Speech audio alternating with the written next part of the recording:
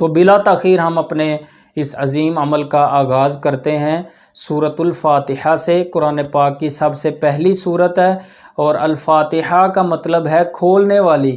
تو اس سورت سے چونکہ قرآن مجید کی ابتدا ہوتی ہے، قرآن پاک کا آغاز ہوتا ہے، اس لیے اس سورت کا نام سورۃ الفاتحہ رکھا گیا۔ اس سورت کے اور بھی نام ہیں، سورہ الرقیہ، سورہ الشفاء، ام القرآن، ام الکتاب، سبع المثانی، قرآن عظیم، اعلیٰ حاضر القیاس۔ قرآن و سنت میں اور بھی اس کے نام موجود ہیں، لیکن سب سے زیادہ جو مشہور نام ہے قرآن مجید کے اندر بھی اس سورت کا جو نام لکھا گیا وہ الفاتحہ ہے۔ بسم اللہ الرحمن الرحیم، الحمد للہ رب العالمین۔ تمام تعریفیں اللہ کے لیے ہیں جو رب ہے تمام جہانوں کا، یعنی اصل میں تعریفوں کا حقدار اللہ ہے، کیونکہ وہ تمام جہانوں کا کریٹر ہے، یعنی زمینوں آسمانوں کو، انسانوں کو، جنوں کو، جانوروں کو، سمندروں کو، پہاڑوں کو، ان سب چیزوں کو نئے سرے سے وجود بخشنے والا، پیدا کرنے والا بھی اللہ ہے، اور ان کو چلانے والا بھی اللہ ہے، اور ان کو ان کی ضروریات مہیا کرنے والا بھی اللہ ہے۔ تو اصل میں دنیا کے اندر بھی آپ دیکھیں کہ یہی اصول ہے کہ تعریف اسی کی ہوتی ہے کہ جو کسی چیز کا بنانے والا ہے۔ ہم کوئی خوبصورت چیز دیکھتے ہیں تو اس کے بنانے والے کی تعریف کرتے ہیں۔ تو اسی لیے اللہ رب العزت چونکہ تمام چیزوں کا خالق و مالک ہے، تمام جہانوں کا رب ہے، پالنے والا، بنانے والا، ان کو ان کی ضرورتیں مہیا کرنے والا، تو اصل میں تعریفوں کا حقدار بھی وہی ہے۔ اگر کوئی شخص بڑا اچھا عالم دین ہے، بڑا اچھا درس دیتا ہے، بڑی اچھی وضاحت کرتا ہے، تو تعریف اصل میں اللہ رب العزت کی ہے کہ جس نے اس شخص کو بنایا ہے اور اسے یہ صلاحیت بخشی ہے کہ وہ ایک اچھا عالم دین بن سکا، ایک اچھا خطیب بن سکا، ایک اچھا واعظ بن سکا۔ اگر کوئی بڑا اچھا مستری ہے، بڑا اچھا انجینئر ہے، بڑا اچھا ڈاکٹر ہے، بڑا اچھا سائنسدان ہے، تو تعریف اصل میں اللہ رب العزت کی ہے کہ جو ان کا بنانے والا ہے اور ان کو ایسا ذہن، شعور، صلاحیت دینے والا ہے کہ جو آج یہ اس مرتبے پر پہنچ سکے، اچھا ڈاکٹر بن سکے، اچھے سائنسدان بن سکے، اچھے مستری بن سکے، اچھے انجینئر بن سکے۔ تو تمام تعریفوں کا حقدار، تمام تعریفوں کا جو اصل میں لائق ہے وہ اللہ ہے۔ تمام تعریفیں اللہ کے لیے ہیں جو رب ہے تمام جہانوں کا۔ الرحمن الرحیم، بڑا مہربان ہے، نہایت رحم کرنے والا ہے، یعنی یہ اس کی صفت ہے کہ وہ ہمیشہ اپنے بندوں کے اوپر رحم کا معاملہ ہی کرتا ہے۔ اگر کوئی شخص ساری زندگی بھی گناہوں کے اندر گزار دے اور اپنی موت سے چند لمحات پہلے بھی اگر سچے دل سے اللہ سے توبہ کر لے تو اللہ ہرگز جو ہے وہ یہ نہیں کہتا کہ ساری زندگی گناہوں میں گزاری ہے، بلکہ اللہ رب العزت اس کی نیت کو دیکھ کر، اس کا اخلاص دیکھ کر اس کی زندگی کے سارے گناہ بخش دیتا ہے۔ اور اتنا رحیم ہے، اتنا رحم کرنے والا ہے، اتنا مہربان ہے کہ اگر چاہے تو کیے ہوئے گناہوں کو نیکیوں میں بھی بدل دیتا ہے۔ یعنی اگر اللہ رب العزت کی چاہت ہو تو بندے کا اخلاص، بندے کی سچی توبہ دیکھ کر اگر چاہے تو اس نے جو گناہ کیے ہیں ان کو بدل کر نیکیاں بنا دے، گناہوں سے بڑھے ہوئے رجسٹر کو نیکیوں سے بڑھے ہوئے رجسٹر جو ہے وہ ہمارے لیے بنا دے۔ اتنا مہربان اور اتنا رحم کرنے والا ہے۔ مالک یوم الدین، مالک ہے بدلے کے دن کا، قیامت کے دن کا۔ تو اس کا ہرگز یہ مطلب نہیں ہے کہ دنیا کا مالک نہیں ہے، بلکہ دنیا کا مالک بھی اللہ ہے اور قیامت کے دن کا مالک، ہر چیز کا خالق اور مالک اللہ ہی ہے۔ لیکن یہ جو کہا کہ قیامت کے دن کا مالک ہے، بدلے کے دن کا مالک ہے، تو یہ اس لیے کہ دنیا میں چونکہ اللہ تبارک و تعالیٰ نے کچھ حد تک ما تحت الاسباب کچھ اختیارات انسانوں کو دیے ہیں۔ بندہ اپنی مرضی سے چل سکتا ہے، اپنی مرضی سے برے راستے کی طرف جا سکتا ہے، اپنی مرضی سے اچھے راستے کی طرف جا سکتا ہے، لیکن قیامت کے دن مکمل کا مکمل اختیار اللہ اپنے پاس رکھے گا اور کوئی انسان اپنی مرضی سے ایک قدم بھی نہیں ہلا سکے گا۔ تو اس لیے اس اعتبار سے کہا کہ بدلے کے دن کا مالک ہے۔ ایاک نعبد، صرف تیری ہی ہم عبادت کرتے ہیں، وَإِيَّاكَ نَسْتَعِينُ، اور صرف تجھ ہی سے ہم مدد مانگتے ہیں۔ تو عبادت بھی ہمیں یہ درس دیا ہے کہ صرف اللہ کی کرنی ہے اور ضرورت پڑنے پر مدد بھی صرف اللہ ہی سے مانگنی ہے۔ تو ایک تو عبادت، یہ بات پہلے سمجھیں کہ عبادت صرف نماز، روزہ، حج، عمرہ، صدقہ اس کا نام نہیں ہے۔ عبادت کا مختصر مفہوم اگر میں آپ کو بتاؤں چند کلمات کے اندر تو وہ یہ بنتا ہے کہ جن کاموں کے کرنے کا اللہ نے حکم دیا ہے ان کاموں کو کرنا عبادت ہے،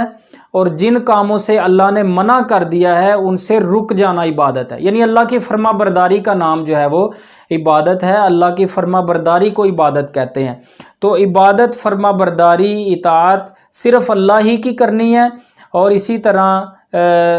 مدد بھی صرف اللہ سے مانگنی۔ اچھا، رسول جو دنیا میں آتے ہیں نا ان کی بھی اطاعت چونکہ ہم پر فرض کی گئی ہے، تو اصل میں رسول کی جو اطاعت ہے وہ بھی اللہ ہی کی اطاعت ہوتی ہے، کیونکہ رسول دنیا میں اللہ ہی کا نمائندہ ہوتا ہے اور اللہ ہی کے احکامات دنیا تک پہنچاتا ہے۔ یہ نہیں ہوتا کہ کوئی اللہ کی علیحدہ بات ہے، رسول کی علیحدہ بات ہے۔ اللہ رسول کی بات ایک ہی ہوتی ہے۔ اصل میں اطاعت کا جو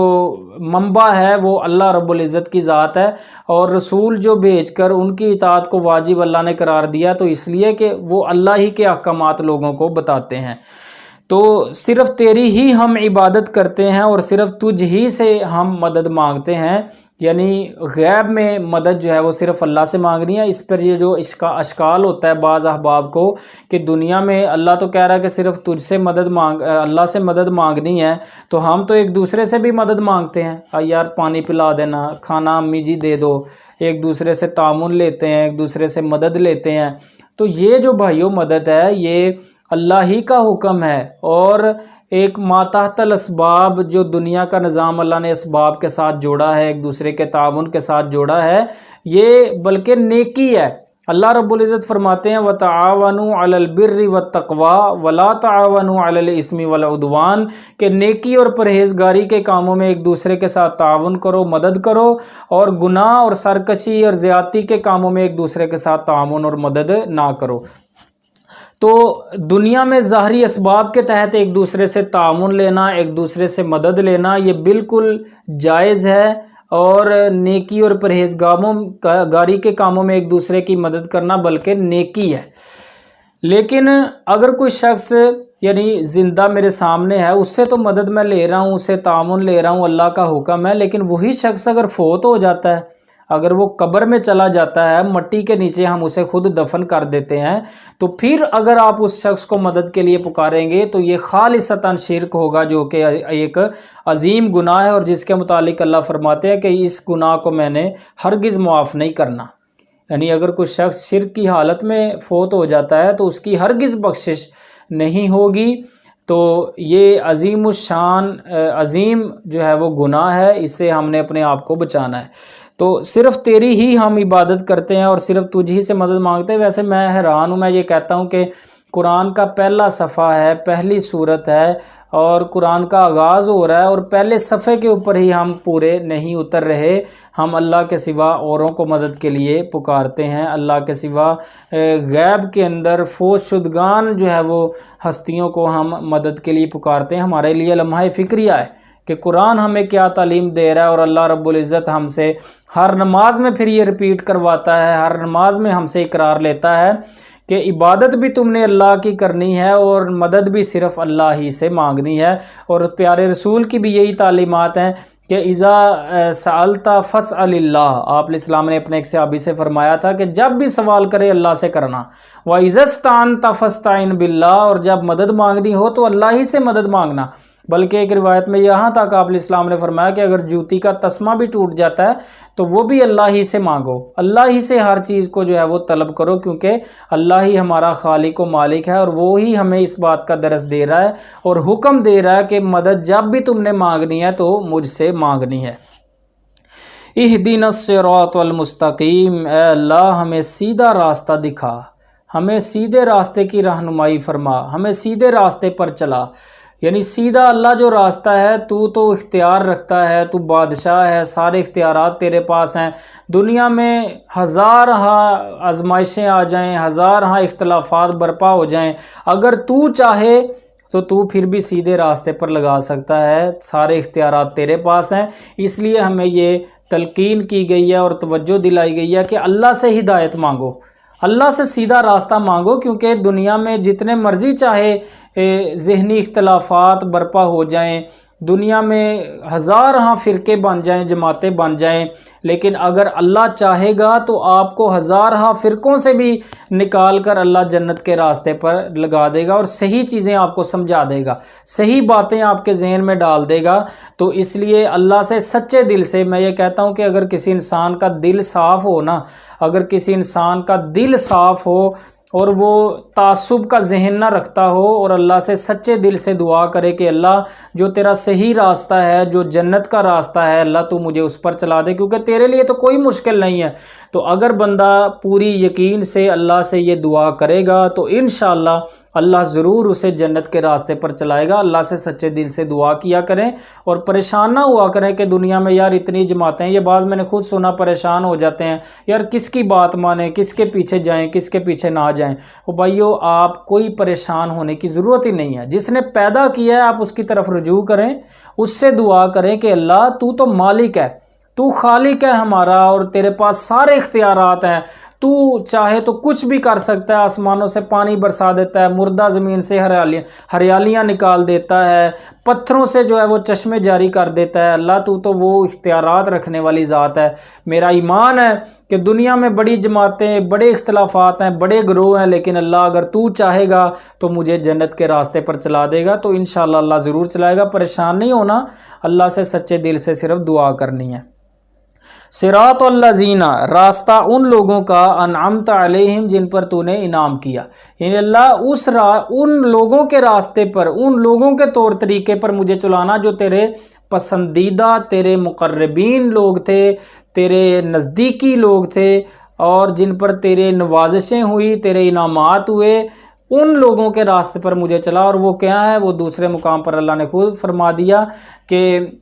من النبیین والصدیقین والشہداء والصالحین، کہ وہ انبیاء ہیں، صدیقین ہیں، شہداء ہیں، صالحین ہیں، اولیاء، نیک لوگ اللہ کے۔ تو ان لوگوں کے اللہ مجھے راستے پر چلا، غیر المغضوب علیہم، نہ کہ ان کے راستے پر کہ جن پر غضب ہوا، اللہ جن پر تیرا غضب ہوا ہے ان کے راستے پر نہ چلانا، جن پر تیری پھٹکار ہوئی، جن پر تو غصے ہوا، ان لوگوں کے راستے پر نہ چلانا، وَلَضَّالِّينَ، اور نہ ان کے راستے پر جو گمراہ ہوئے۔ تو طویل خاص کے اعتبار سے تو اس سے مراد یہودی اور عیسائی ہیں، یعنی جن پر اللہ کا غضب ہوا اس سے مراد کون ہے؟ یہودی، اور جو گمراہ ہوئے اس سے مراد طویل خاص کے اعتبار سے ہیں عیسائی۔ لیکن طویل عام کے اعتبار سے اللہ جتنے بھی دنیا میں لوگ موجود ہیں جو تیرے غضب کا شکار ہیں، جو تیرے غضب والے راستے پر ہیں، اللہ ان سے بھی ہمیں بچانا، اور جتنے لوگ جو ہیں وہ حق کے راستے سے دور ہیں، گمراہی پر چل رہے ہیں، اللہ ان کے راستے سے بھی ہمیں بچانا۔ اس صورت کے آخر میں آمین، یعنی چونکہ یہ ایک دعائیہ کلمات ہیں، اور اس کے آخر میں آمین کہنا، آمین کا مطلب ہوتا ہے اللہ قبول کر، تو یہ بھی سنت سے ثابت ہے، حدیث سے۔ آپ علیہ الصلوۃ والسلام اور صحابہ کرام اس صورت کے آخر میں آمین کہا کرتے تھے، بلکہ نماز کے اندر بھی ہمیں یہ تلقین کی گئی ہے کہ امام بھی آمین کہے اور مقتدی بھی آمین کہیں، اور اس پر بشارت بھی دی گئی ہے کہ جب امام آمین کہتا ہے نماز میں تو تم بھی آمین کہو، جس کی آمین فرشتوں کی آمین سے مل گئی اس کے پچھلے گناہ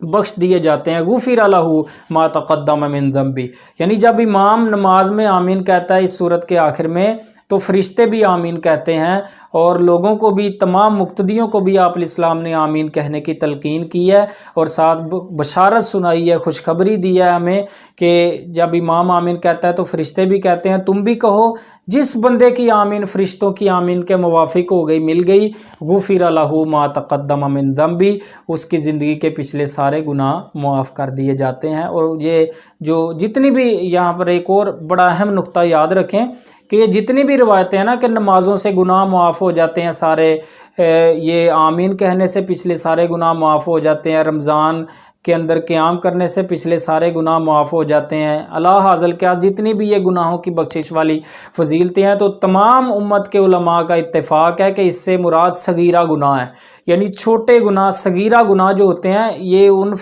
یہ جتنی بھی فضیلتیں ہیں ان کے اعتبار سے ہیں، باقی جو ہوتے ہیں نا کبیرہ گناہ، بڑے گناہ، وہ توبہ سے معاف ہوتے ہیں، معافی مانگنے سے، توبہ کرنے سے معاف ہوتے ہیں، اور جو بندوں کے حقوق ہیں وہ جو ہے وہ معافی سے بھی معاف نہیں ہوتے جب تک آپ ان کی تلافی نہیں کرتے، ان بندوں سے معافی نہیں مانگتے جن کے ساتھ حق تلفی کی ہے۔ تو اللہ رب العزت ہمیں قرآن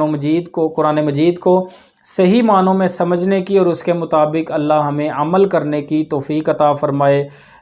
وآخر دعوایا ان الحمد للہ رب العالمین، والسلام علیکم ورحمۃ اللہ وبرکاتہ۔